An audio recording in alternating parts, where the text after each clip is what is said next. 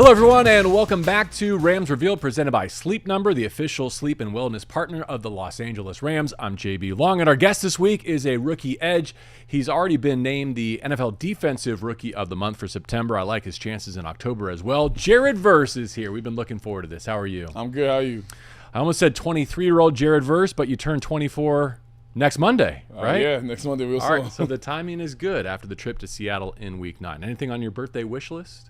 Just get some wins. That's all I really care about, getting wins. What could be better? How was your mini bye weekend? Actually, it was pretty good. We had a little group party, little team party. Had a good time. Who led that? Stafford. Okay. Oh, like Halloween party. Yeah, the little Halloween party. How'd you like him, like all tatted up? You saw it? Yeah. But I'm like I first saw him. I was like, but who the hell is it? Like I was like confused on who it was. I'm like, but I don't know who that is. And like he came close. I'm like, oh my god, like. This is a nice costume. I thought he was gonna win the costume contest. I assume it's temporary, but it'd be cool if he just came out in sleeves in Seattle and surprised everybody. I'd be so sick. It was like all up on his neck and everything. I was like, oh my god. What do you like to do away from the facility when you're not partying with QB1? Honestly, I'll just be chilling for real. I mean, I'll play the game sometimes. I really like reading. That's my main thing. I'll just kind of go home, read a book, chill by my pool, doing something like that. I'm real relaxed. What type of books? What's your genre of choice? Honestly, I read a lot, everything. Right now I'm kind of diving into self-help books type things. Mm-hmm. Right now I'm reading Tuesdays with Maury. It's a really good book, very good book. I recommend it to everybody. Hard copy? You like the audiobooks? I don't like audiobooks. Okay. I like having it in my hand. I'll be going to make it out to Barnes and Nobles or local bookstores out in. There's not a lot of nice bookstores out here. I like make it out to one of them to see what they have in there. I love the hard copies. I can't do the. Well, good. Get audios. prepared for some inbound recommendations from the Ramley on your reading list. Hey, I'm ready for it. Let's do it. Let's get to some final thoughts on that win over the Vikings. I know it's been several days now, but what was the significance of that win to you and your teammates? I mean, that's a very good team. You know, across the board, they have probably one of, if not the best wide receiver, in the league right now. He's a dog, and try to maintain him, try to keep him under control. Which early on they were dotting stuff up. They were marching down the field. It seemed like they could do almost anything they wanted. So when we was able to rally together, be like, all right, let's calm down, let's get this working, and get that win ultimately over them. It was like, all right, this is a good thing. Now we know what we're actually capable of when we put everything together. And that was just a small little sliver of what we can do. Obviously, there's a lot of mistakes we made, a lot of mistakes they made, but we can get better from it. I noticed that all of your 2.5 career sacks so far have been in prime time. Is there a special juice that comes with playing under the lights? And what do you think of SoFi in prime time? Nah, SoFi in prime time is different. You're warming up. People still making their way into the stadium. You're like, all right, it's whatever. And then you come out with the helmet on, do the team warm up. People still making their way in. It's like whatever. Then the second that ball is kicked off, it's packed out. They're yelling, they're screaming. I'm like, oh my god, this is the NFL for real. This is how SoFi is when it's packed. Let's get into trash talking. I feel like that's the moment right now. I'm sure you knew it was coming. Give us a crash course on the art as you see it. I mean, so the way my little brother and me just had this conversation not too long ago. He my dad my mom sent the whole little video to my group chat, my family group chat and everything like that. And my little brother called me afterwards after watching. He's like, bro, I was just talking to dad about it. How do you even do all this? Why do you even talk so much trash? Because that's just how I am. And to me, it's just basically you have to back it up when you talk trash. You can't talk trash and then not back it up. If you do that, then you're just wasting your breath and no one's going to listen to you. But when you're beating on somebody physically and you're knocking them down, you're knocking them back, you're pushing them back over and over again, then you get in their face and go oh yeah, I'm about to do this again. Or you start hyping it up. It gets your teammates hyped. Kobe was all hyped off it. Bobby was hyped off it. B.Y.'s hyped off it. A couple times they came over to me. They're like, bro, are you going to chill? I'm like, I'm not. I don't even know why you asked that question. So it's really just getting, kind of just repeating the same things. I'm going to get after you. I'm going to beat you. I'm going to knock you back. Just really getting their heads. And it's kind of once you focus on me for a second, you're going to get off the ball late.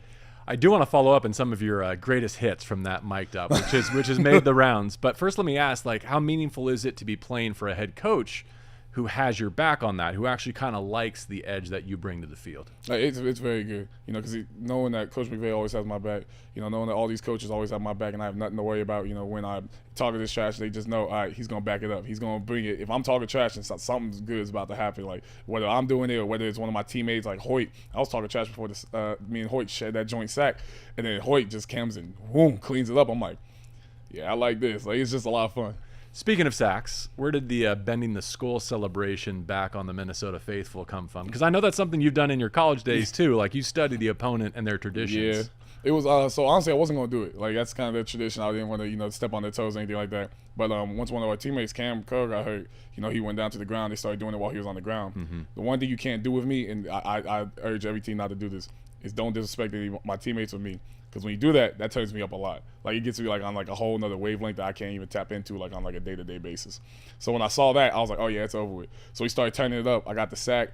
My first thought was like, yeah, let me hear it. The camera's all on me. The lights all on me. I'm like, nah, let's see this. Had some of the Rams fans in the crowd doing it. We all started, having the whole stadium doing it. It's like the energy after that moment was a whole different than what it was before that. Were you like this in Albany? Yeah. You were? Okay. Yeah. It was weird, though. At Albany, I talked, like, less. I don't know why. I'd, like, go dominate people, and then I'd just kind of, like, walk back to the huddle. If somebody said something to me, then it'd, like, turn up into how I am now. Is it because there was less attention, less spotlight than maybe at Florida State or in the NFL? It might have been, but Okay. I think, like it was kind of weird. Like, I talk trash in practices all the time at Albany. And I think it's just because, like, me and my teammates, like, were starting to get back into it. But, like, at Albany, when we were playing other teams, not a lot of them, like, would, like, say something back to me. They just kind of, like, sit there and kind of take it almost. The highest ranked former Great Dane to be drafted now, Jared Verse with us. You had to wait to get on that college football field, didn't you? Yeah. Redshirt year, pandemic year. I took about, I think it took me almost, 2.5 years. Yeah. Then we played a 4-game season in the spring. And, summer again, I had my first full season my junior year. Got it. Yeah. All right, let's get to it. Mic'd up greatest hits. This one has done some numbers on Rams platforms, but I feel like I'm glad to be with you right now because there's some opportunity to follow up and get clarity on a few things, right? I want to be better than anyone who ever lived. Yeah, that's it. Just like I always tell people, I don't want to be the best. Like, being the best is not something that I strive to. Okay. But I obviously want to be the best. Like, I don't want to say it like that though, but I do want to be the best. That's obviously everyone's goal. Mm-hmm. So I just want to be better than everyone that's ahead of me, to everyone that's been behind me, everyone that's gonna follow up. I want to be better. Nice. It takes an army. I'm glad they realized now I can get better finally. This was talking to Joshua Cardi about how much you embrace the double teams, right? Yeah. Both individually and then what it means for your teammates, Jared. Yeah, when you double team me, like, even just talk about my teammates first, it opens up so many one-on-ones. B. Wise getting a one-on-one. Hoyt, Kobe, Fisk, Bobby, all these other guys are getting one-on-ones, and they're very good one-on-one rushers. It's over with. But when you give me a double team, personally, now I can figure out how to get better. Because now you took away one option from me. Like, whether you're chipping me with the running back or you're doubling me with the guard, now I can't go inside if you have the guard, so I have to stay outside. Now I got to work on my speed rush more. Or, because now he can sit heavy because now he knows the running back's coming on the outside if they're doing all three.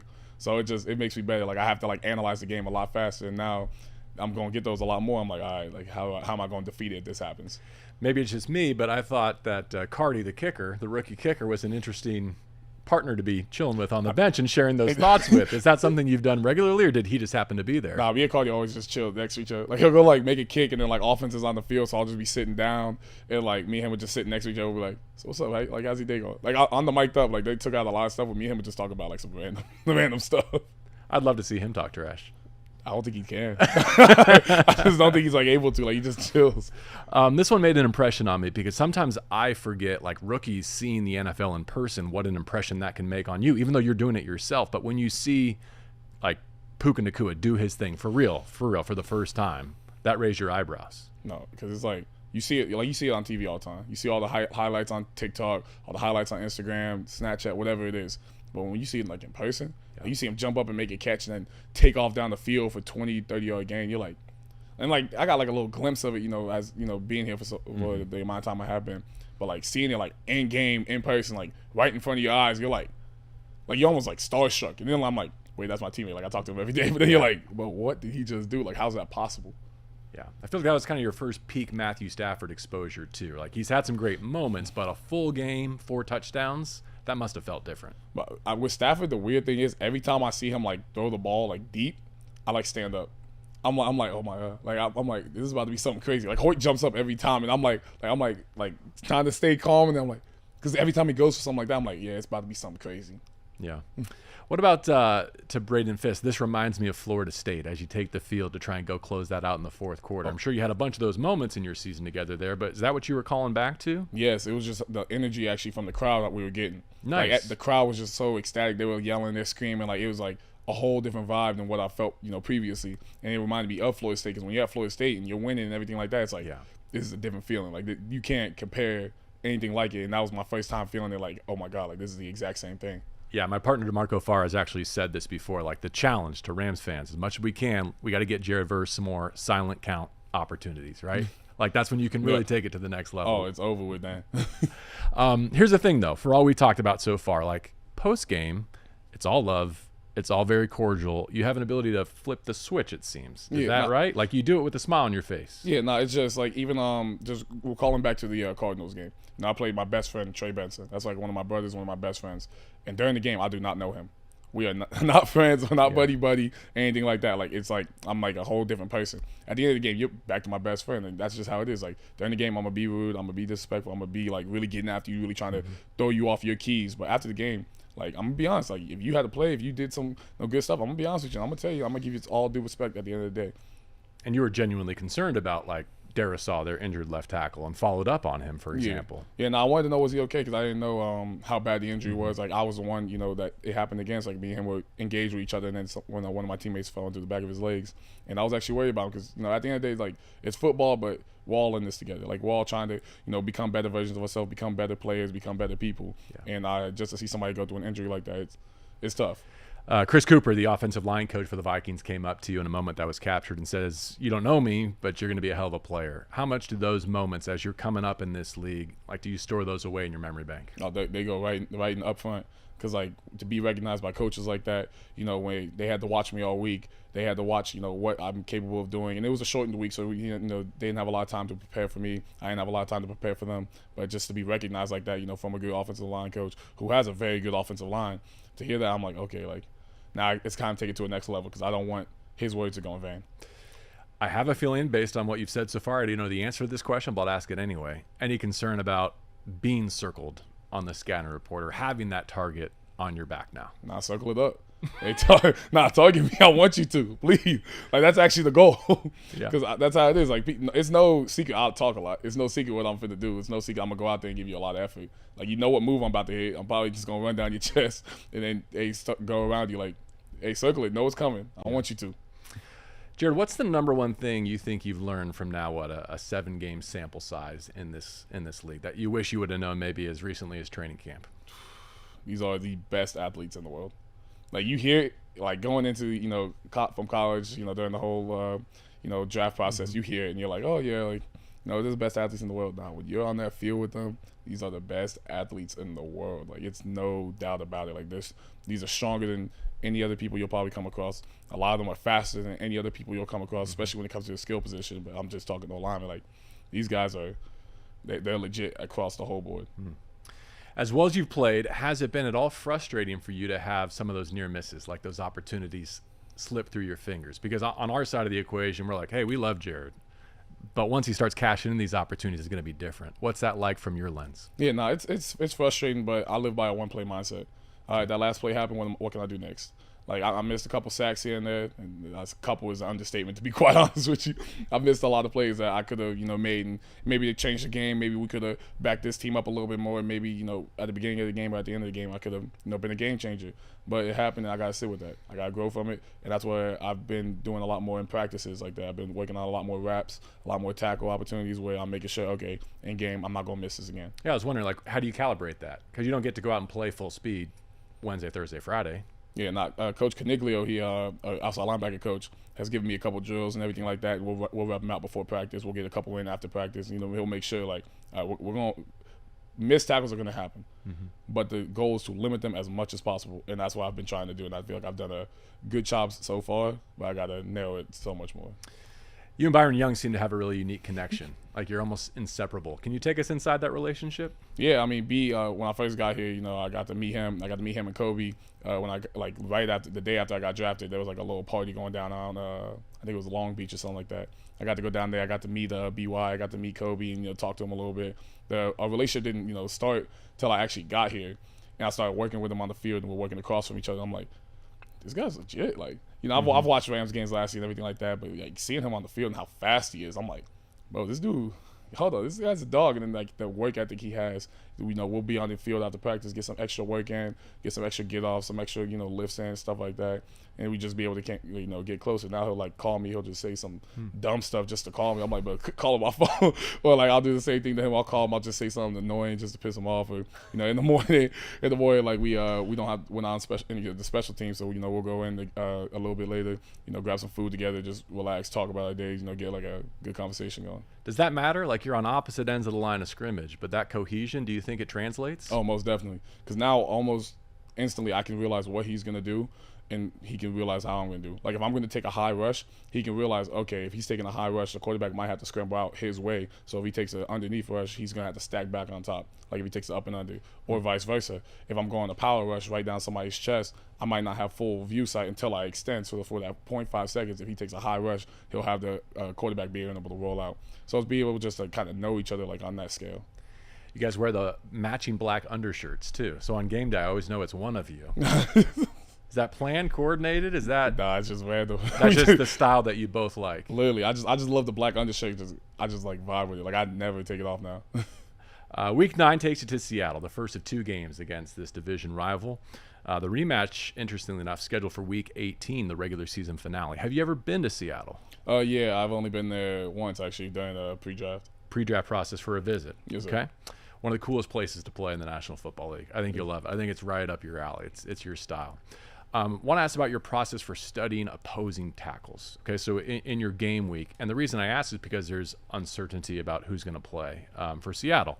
Charles Cross having a great season at left tackle, grading out as one of the highest in the league. Abe Lucas, though, at right has been out with an injury. So when you're trying to map out your week and study what techniques you're going to be going up against, what's that process like for you? So I always start off with first and second down. I want to know how your run game is. How do you attack the run game? Are you a strong guy? You got the type of guy who's going to maul somebody and try to take him to the ground, or you got the type of guy who's just going to do good enough for his job? Because if you're the second one, you're not going to have a good game against me.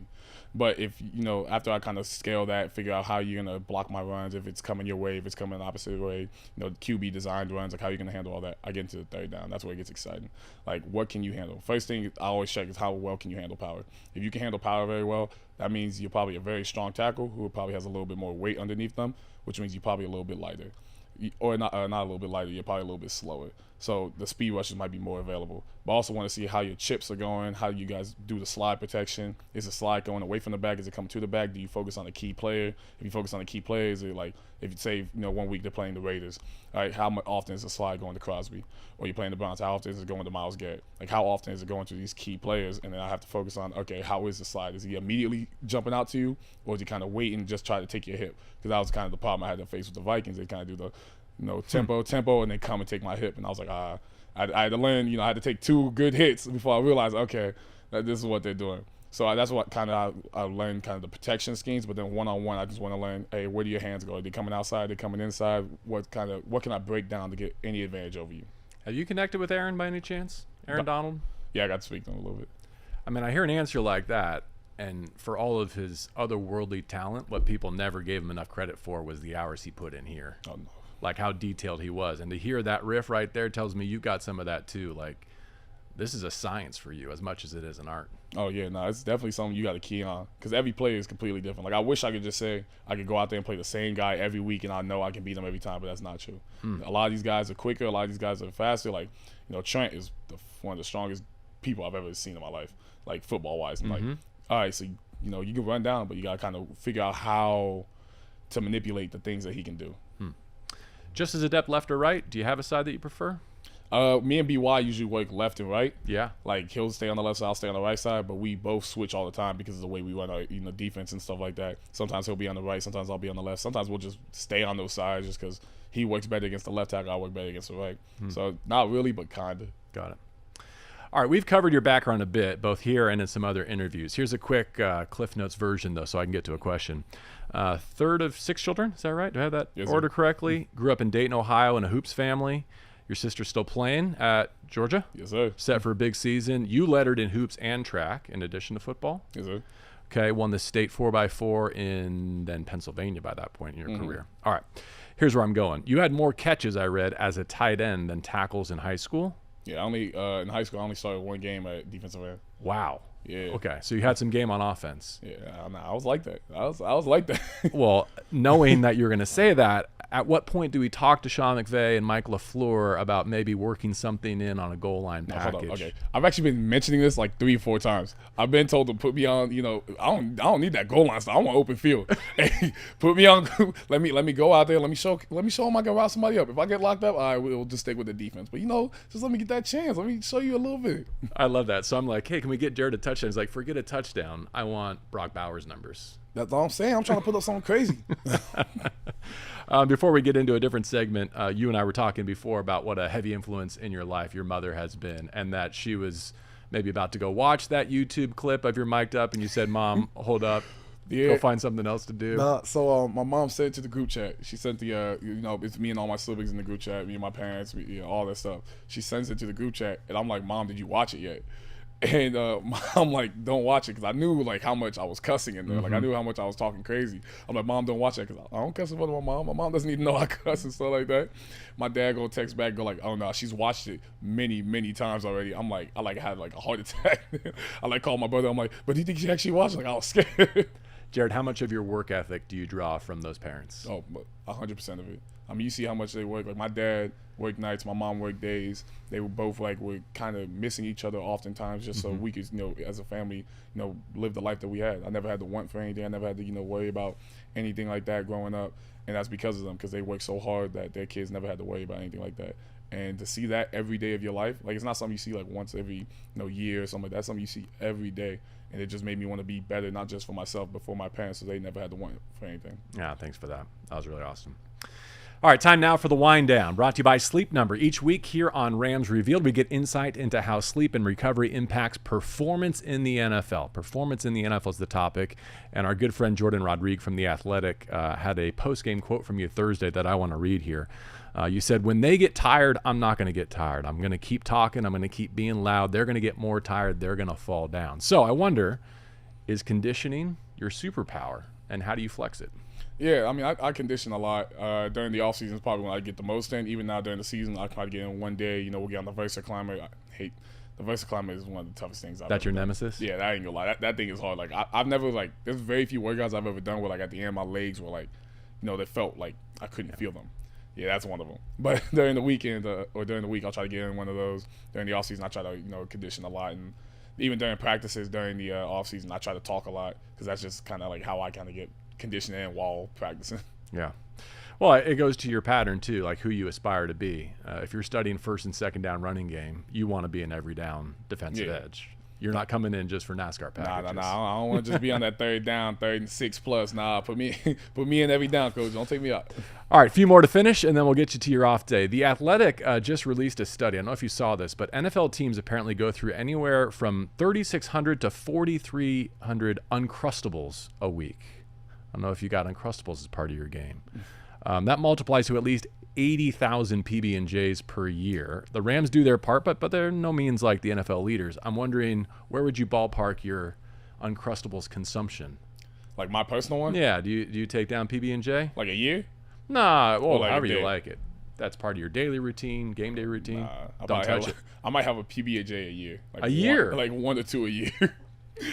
I barely eat them. I might eat them at like halftime when I'm like hungry. Because you don't like them, or because you're disciplined and go in other directions? Let's go with the second one. Let's say that one.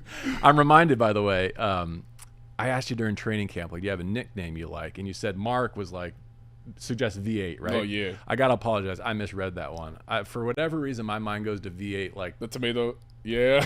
And I walked away like, you are such a bonehead. He clearly meant like V8 the engine. Now that I've seen you play a few times, I got to own that one. Didn't want to not circle back to that. And finally, this has become a Rams Revealed tradition now, Jared. Our grease board portrait, courtesy of video trainee Fernanda. It's actually really good. What do you think? It's actually really good. I'm that handsome? That's really good. How'd you do on the beard? I think she actually did perfect. She got perfect edges and everything, perfectly crafted and everything. I think it's a little more pointy at the bottom, but everything else is pretty good. My edge are better than that too. That's perfect. Fair always does an amazing job with these. We'll let our audience check it out as we say goodbye to Jared Verse. Wish you well this week. Thank you for joining us each week for Rams Revealed, presented by Sleep Number. And get yourself a birthday win. Yes, sir. And maybe a couple of takeaways to go with it. All right, Jared Verse, everybody.